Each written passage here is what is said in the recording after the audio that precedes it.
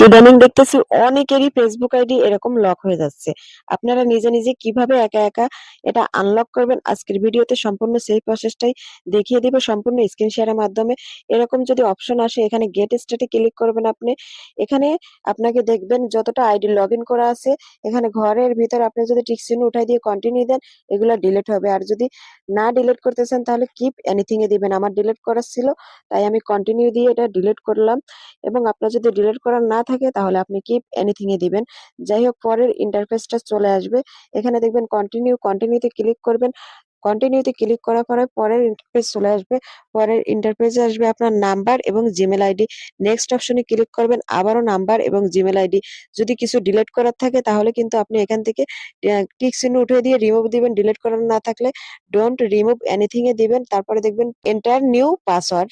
এখানে 6 ডিজিট লেখা দেখাচ্ছে। আপনি ৬ টা ডিজিটের ভিতরে একটা পাসওয়ার্ড দিয়ে দিবেন নিউ।